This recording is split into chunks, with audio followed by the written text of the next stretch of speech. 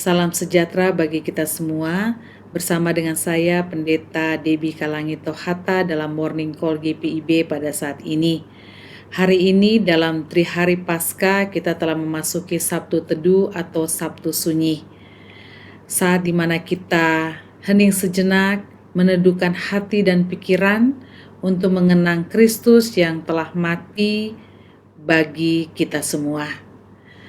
Sebab itu, di pagi hari ini sebelum kita membaca dan merenungkan firman Tuhan, marilah kita berdoa, memohon bimbingan Roh Kudus. Kita berdoa.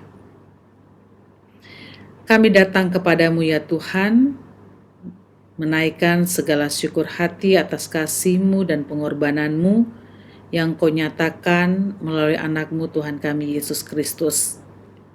Saat ini juga, pagi hari ini ketika kami hendak membaca dan merenungkan firman Tuhan, kami selalu mohon bimbingan dan tuntunan kuasa Roh Kudus-Mu, agar kami dapat mengerti, memahami, dan melakukan firman-Mu dalam kehidupan kami setiap hari.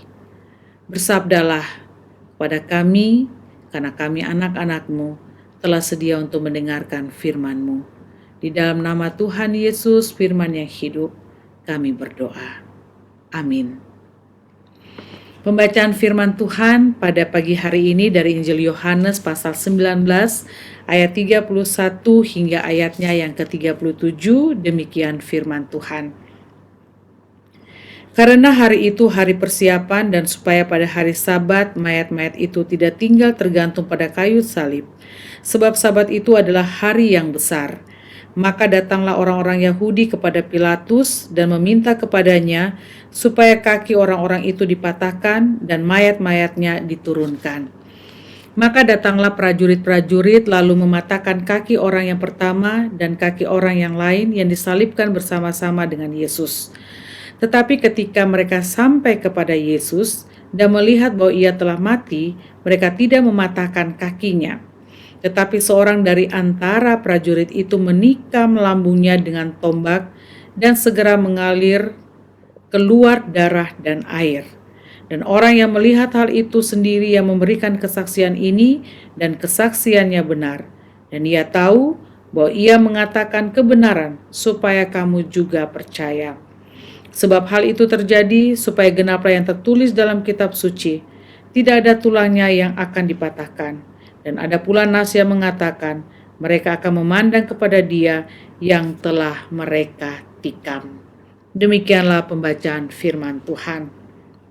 Bapak, Ibu, Saudara, serta anak-anak yang dikasihi Tuhan, berbicara mengenai kematian Kristus, maka ada dua hal yang hendak disampaikan oleh firman Tuhan bagi kita pada saat ini. Pertama, milikilah hati yang lemah lembut seperti Yesus. Dalam kelemah lembutan, Yesus menyelamatkan umat manusia. Dari mana kita bisa melihatnya? Bapak, Ibu, Saudara, serta anak-anak, proses penderitaan yang dialami oleh Yesus sampai pada kematiannya. Tindakan-tindakan kekerasan yang mereka lakukan, pengkhianatan, kemunafikan, ketidakadilan, segala bentuk kekerasan yang mereka lakukan pada Yesus, sedikit pun Yesus tidak membalasnya. Yesus menjalani semua proses ini. Yesus menyerahkan semuanya dalam tangan Sang Bapa. Yesus tetap menunjukkan dan membuktikan betapa ia setia menjalani semua proses ini. Dan sekali lagi, Yesus tidak membalasnya. Inilah yang menunjukkan, yang membuat kita belajar tentang kelemah lembutan. Yang kedua, selain kelemah lembutan, lewat peristiwa kematian Yesus Kristus ini, kita diajarkan untuk memiliki belas kasihan dan pengampunan. Sehingga dengan memiliki belas kasihan dan pengampunan, kita terhindar dari tindakan-tindakan kekerasan yang dapat merusak persekutuan di antara kita. Kita bisa lihat dalam bacaan ini bagaimana tindakan dari seorang prajurit yang jelas telah mengetahui bahwa Yesus telah mati. Namun untuk memastikannya lagi, ia menikam lambung Yesus. Ini merupakan satu tindakan kekerasan yang boleh saya bahasakan dia tidak memiliki hati, tidak ada rasa belas kasihan, tidak ada rasa pengampunan, sehingga begitu mudah ia menikam lambung Yesus. Namun dari dua hal inilah, Bapak Ibu Saudara serta anak-anak yang dikasihi Tuhan, kita diajar untuk merenung di Sabtu Teduh ini atau Sabtu Sunyi ini untuk memiliki hati yang lemah lembut, penuh belas kasihan dan pengampunan. Lewat peristiwa kematian Yesus inilah kita belajar untuk memiliki hati yang lemah lembut, penuh belas kasihan, sekali lagi ada pengampunan di dalamnya, supaya kita dapat mengalahkan kekerasan-kekerasan yang terjadi di tengah-tengah dunia ini, bahkan juga di tengah-tengah persekutuan kita. Kita belajar untuk merenung, mengintrospeksi diri kita, melihat kembali sudahkah yang terbaik yang kita berikan untuk Tuhan.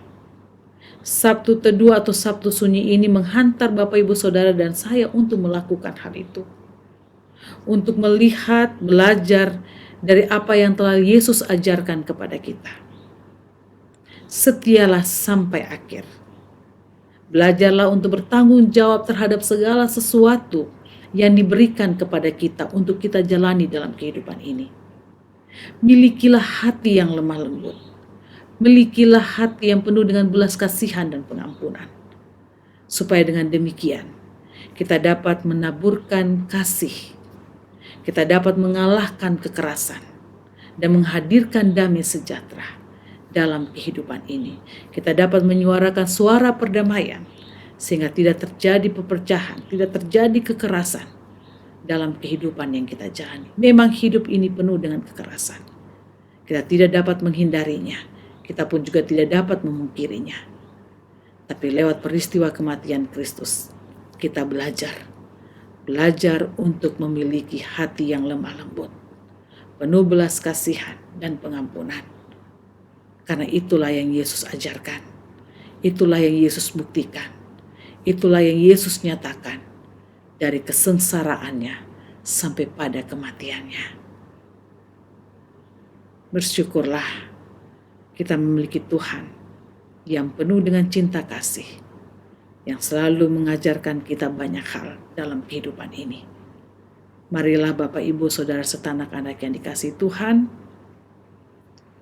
milikilah hati selembut, hati yang Yesus miliki, sehingga daripadanya lah kita belajar untuk menaburkan, untuk menyebarkan kedamaian dalam kehidupan setiap kita.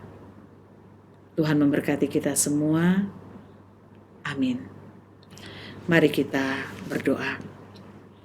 Bapa dalam surga, di Sabtu Teduh atau Sabtu Sunyi ini, pagi hari ini kami boleh diingatkan kebenaran firman-Mu untuk memiliki hati yang lemah lembut, penuh belas kasihan dan pengampunan. Engkau sudah membuktikan itu melalui pengorbanan-Mu sampai mati di kayu salib. Dan pada saat ini kami juga diajar, diingatkan untuk menaburkan benih kelemah lembutan dalam kehidupan setiap kami. Ajar kami ya Tuhan untuk sungguh-sungguh memaknai peristiwa kematian-Mu ini. Dan kami boleh belajar untuk senantiasa mengasihi satu dengan yang lainnya.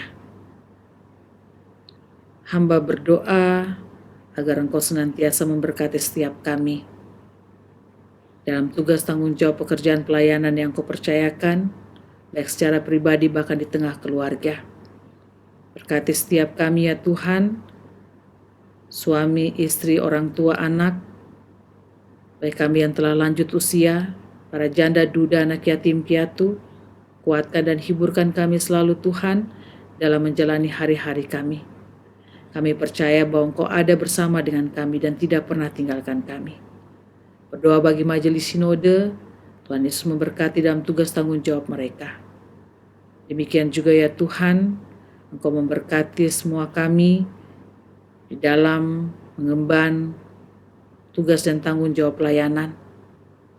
Biarlah kami juga boleh melakukan setiap tanggung jawab itu dengan baik dan dalam takut akan Tuhan. Berdoa ya Tuhan bagi GPIB dengan seluruh program-program yang ada, biarlah kami dapat melaksanakannya dengan baik.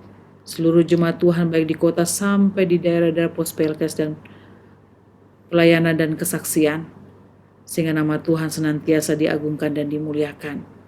Berdoa bagi setiap kami yang lemah karena sakit penyakit, beban persoalan pergumulan hidup, kuatkan dan hiburkan kami. Kami yang berduka karena kehilangan orang-orang yang kami kasih dan cintai, Tuhan kuatkan kami. Terima kasih ya Tuhan untuk semua hal yang terjadi dalam kehidupan kami.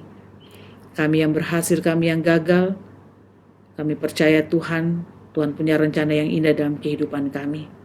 Ajar kami untuk senantiasa bersyukur dalam segala hal. Ajar kami untuk menjalani hari-hari kami dengan melibatkan Tuhan. Dan kami percaya Tuhan tidak pernah tinggalkan kami sendiri. Inilah doa kami ya Tuhan, kami serahkan kehidupan kami khususnya di sepanjang hari ini dalam tangan Tuhan. Bahkan juga untuk persiapan-persiapan kami pada esok hari untuk menyambut kemenangan kami umat Kristen, Paskah yang akan kami rayakan, biarlah itu mengingatkan kami untuk selalu melakukan kebaikan dalam kehidupan ini. Terima kasih ya Tuhan Yesus, terpujilah namamu dari sekarang sampai selamanya. Amin. Selamat pagi, selamat beraktivitas. Tuhan Yesus memberkati kita semua.